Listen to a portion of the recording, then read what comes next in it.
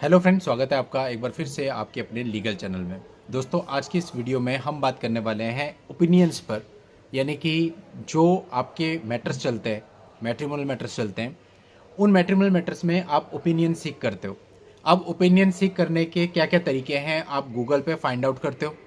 इसके अलावा आप यूट्यूब पर वीडियोस देखते हो। इसके अलावा आप बुक्स पढ़ते हो, या इसके अलावा फिजिकली आप किसी से कोई राय लेते हो, या आप किसी से जाकर के कोई एडवाइस लेते हो। फिजिकली किसी से मिलते हो या फ़ोन पे बात करके ही उससे कोई एडवाइस लेते हो। अब यहाँ पर आज के समय पे सबसे बड़ी प्रॉब्लम क्या आ रही है कि लोग कन्फ्यूज हैं, और लोगों का ये कहना होता है कि साहब, मैंने 2 लोगों से बात करी थी, दोनों की ओपिनियन डिफरेंट थी। फिर मैं कोर्ट में गया हूँ, मैंने 4 लोगों से बात करी थी, चारों की ओपिनियन डिफरेंट थी। फिर मैं गूगल पे देखा तो वहाँ पे कुछ और लिखा था। फिर मैंने कोई वीडियो देखा, उसमें कुछ और बोला था। तो एक्चुअल में मैं करूँ क्या? ऐसा क्यों है? देखिए, कुछ चीज़ें ऐसी होती है जो पर्सनल एक्सपीरियंस पर डिपेंड करती हैं।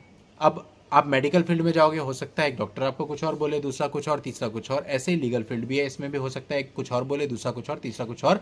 क्योंकि तीनों ही आदमियों की अलग अलग ओपिनियन है, क्योंकि तीनों की ही अलग अलग प्रैक्टिस है और तीनों का ही अलग अलग अपना एक्सपीरियंस है। तो एट द एंड डिसाइड तो आपको करना है कि आपको क्या करना चाहिए और क्या नहीं करना चाहिए। अब देखिए, गूगल की मैं बात करता हूँ। गूगल पर आप एक पर्टिकुलर पर्सन को सर्च करते हो।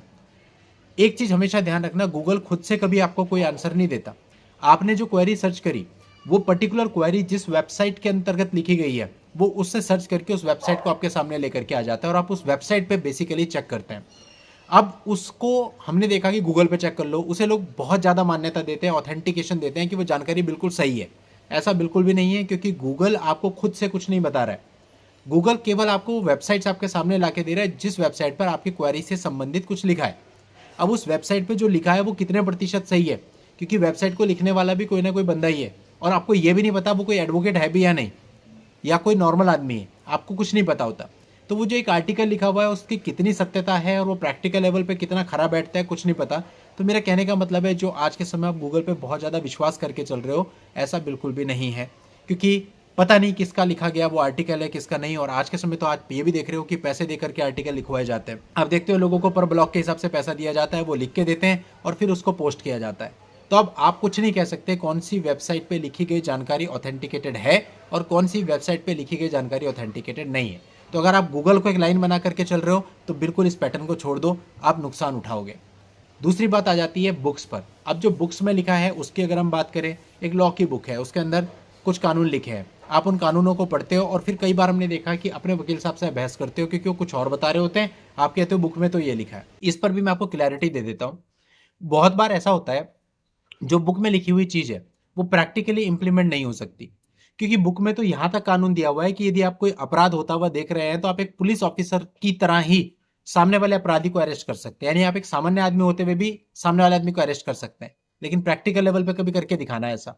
वो व्यक्ति जो मार रहा होगा ना, वो उसे छोड़ के आपको मारना शुरू कर देगा। सच्चाई तो ये है। तो कहने का मतलब, बुक में जो चीजें लिखी है वो वैसी की वैसी प्रैक्टिकली इंप्लीमेंट सारी नहीं हो पाती। 90% होंगी लेकिन 10% नहीं होंगी। तो कई बार ऐसा होता है कि आप उस चीज पे आर्ग्यू कर रहे होते हैं, वो प्रैक्टिकल इंप्लीमेंट हो नहीं सकती। तो ये भी एक तथ्य हो सकता है। मैं ये नहीं कहता हूं कि जो आपको बता रहा है हमेशा वही सही होगा। हो सकता है वो भी कभी आपको गलत बता दे, क्योंकि हर एक आदमी का एक्सपीरियंस भी अलग होता है। अब किसी आदमी ने मान लेते हैं 10 केस देखे हैं, वो उस 10 केस के एक्सपीरियंस के आधार पर आपको बताएगा। किसी ने 100 देखे हैं, वो उनके आधार पर बताएगा। कोई 40 साल से प्रैक्टिस कर रहा है, 500 केस देखे हैं, कोई वो उसके आधार पर बताएगा। फिर हर एक की फील्ड भी अलग है।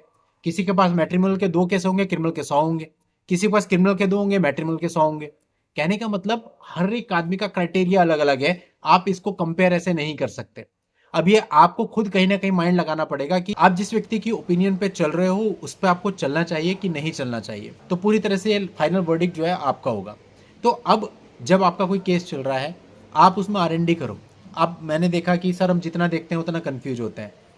अब कई बार लोग क्या करते हैं कि कंफ्यूज ज़्यादा होते हैं, समझते कम है। आप सारी चीज़ों को देखो ना। अब मान लेते हैं आप 50 वीडियो देख रहे हैं, आप ये मान के चलो वो 50 वीडियो हर एक पर्सपेक्टिव से बनाए हुए हैं। वो सारे के सारे वीडियो आपके ऊपर अप्लाई नहीं होने वाला है, लेकिन उससे आपको पता चलता है कि ऐसा होगा तो ऐसा होगा और ऐसा भी हो सकता है।